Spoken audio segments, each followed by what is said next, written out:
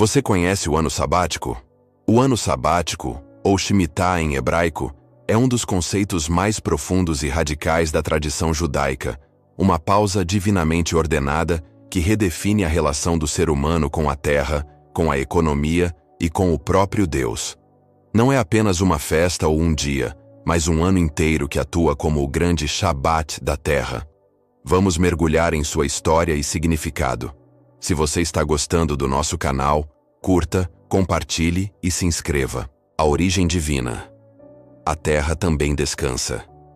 A base para o ano sabático está explicitamente detalhada na Torá, principalmente nos livros de Êxodo e Levítico.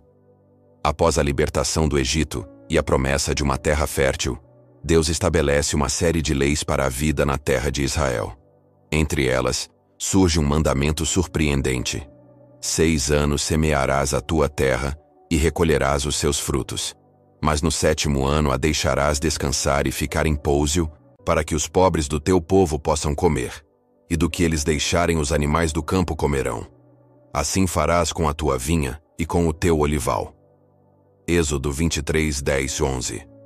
Levítico 25 expande essa ideia, dando-lhe um nome e um significado teológico mais profundo. Mas no 7º ano, haverá um sábado de descanso solene para a terra, um sábado ao Senhor. Não semearás o teu campo, nem podarás a tua vinha.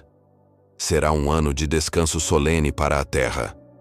Levítico 25, 4, 5. A motivação para a Shemitah é multifacetada e revela a essência da cosmovisão da Torá. Reconhecimento da soberania divina. O princípio fundamental é que a terra não pertence ao povo, mas a Deus. Os seres humanos são meros guardiões, inquilinos na terra de Deus. Ao abrir mão do controle sobre a terra e sua produção por um ano inteiro, o povo de Israel reconhecia de forma prática e humilde que a sua subsistência e prosperidade vinham, em última análise, de uma fonte divina: justiça social e cuidado com os pobres. A Shemitah é um poderoso mecanismo de equalização social. Durante este ano, as cercas eram simbolicamente removidas. O que quer que crescesse naturalmente nos campos era considerado hefker, sem dono, e estava disponível para qualquer pessoa, especialmente os pobres, os órfãos e as viúvas, bem como para os animais. Isso garantia que os mais vulneráveis tivessem acesso a alimentos sem a humilhação de depender da caridade. Sustentabilidade ecológica. Milênios antes do surgimento da agronomia moderna, a Torá instituiu um princípio de sustentabilidade. Deixar a terra em pouso permite que o solo se regenere, recupere seus nutrientes e mantenha sua fertilidade a longo prazo, prevenindo a exaustão dos recursos naturais. Libertação econômica. Além da agricultura, a Shemitah tinha uma dimensão econômica crucial. Ao final do 7º ano, a Torá ordena o cancelamento de todas as dívidas entre os israelitas. Deuteronômio 15.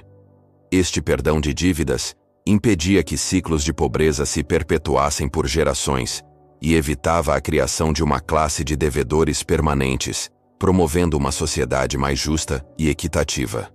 Era um reset econômico que dava a todos a chance de um novo começo. O ciclo dos ciclos, o jubileu, Yovel.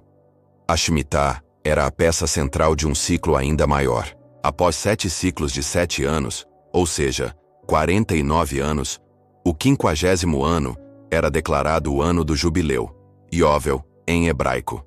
O jubileu era anunciado com o toque do shofar em Yom Kippur. Durante o jubileu, todas as regras da Shemitah se aplicavam: descanso da terra e cancelamento de dívidas, mas com um mandamento adicional e ainda mais radical: a libertação de todos os escravos hebreus e a devolução de todas as terras ancestrais às suas famílias originais. Se uma família tivesse caído em dificuldades e precisado vender sua herança de terra, no jubileu, essa terra retornava para ela. O jubileu era a garantia máxima de que a estrutura social pretendida pela Torá, uma sociedade de pequenos proprietários de terra, com liberdade e dignidade, nunca seria permanentemente destruída pela dinâmica econômica. Era a expressão máxima da crença de que a terra e as pessoas, em última análise, pertencem somente a Deus. A Shemitah na história e na tradição oral. A observância da Shemitah ao longo da história judaica foi desafiadora e, por vezes, intermitente, especialmente após a destruição do templo e o exílio. No entanto, o conceito permaneceu central. O Talmud e a tradição oral debatem extensamente suas leis, mostrando como os sábios buscaram aplicar esses princípios em diferentes realidades sociais e econômicas. Uma das inovações mais famosas foi o Prosbul, uma instituição criada pelo sábio Hillel no século I a.C.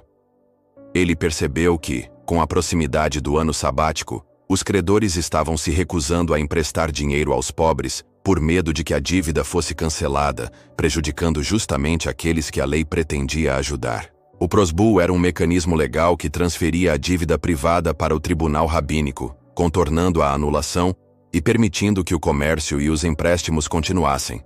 Isso demonstra a tensão dinâmica no judaísmo entre a fidelidade à lei da Torá e a necessidade de adaptá-la para que ela continue a servir ao seu propósito moral subjacente. O ano sabático hoje, com o retorno do povo judeu à terra de Israel e a fundação do Estado moderno, a Shemitah deixou de ser um conceito puramente teórico e voltou a ser uma realidade vivida, especialmente no setor agrícola. Hoje, em Israel, a observância do ano sabático é um tópico de intenso debate e inovação. O último ano sabático começou em Rosh Hashanah de 2021 e terminou em Rosh Hashanah de 2022, o ano judaico 5782. O próximo ocorrerá em 5789, correspondendo a 2028-2029. Durante este ano, os agricultores religiosos em Israel adotam diferentes abordagens. Pousio completo. Alguns agricultores simplesmente param de cultivar a terra por um ano, confiando na promessa bíblica de que Deus proverá uma colheita abundante no sexto ano para sustentá-los. Heter Meshira, venda simbólica. Uma solução legalista, semelhante em espírito ao Prosbul, onde a terra é vendida simbolicamente a um não-judeu por um ano. Assim, tecnicamente, o trabalho agrícola realizado não estaria violando a proibição, pois a terra pertence a um não-judeu. Esta é uma solução amplamente utilizada, mas também controversa. Agricultura hidropônica e em estufas. Cultivo de alimentos em ambientes que não são considerados a terra, no sentido bíblico. Otzar Beit Din, armazém do tribunal. Um sistema onde um tribunal rabínico supervisiona a colheita e a distribuição dos produtos que crescem, naturalmente, garantindo que não sejam comercializados com fins de lucro, mas distribuídos à comunidade por um preço que cobre apenas os custos. Para os consumidores em Israel e nas comunidades judaicas ao redor do mundo, a Shemitah significa estar atento à origem dos produtos agrícolas de Israel, buscando aqueles que foram cultivados e distribuídos de acordo com as leis sabáticas. Em essência, o ano sabático é muito mais do que uma antiga lei agrária. É um manifesto teológico, um plano diretor para uma sociedade justa e um chamado profético para a humildade. É um lembrete anual de que a verdadeira posse é uma ilusão, que a terra precisa respirar e que uma sociedade saudável se baseia na fé, na compaixão e na libertação.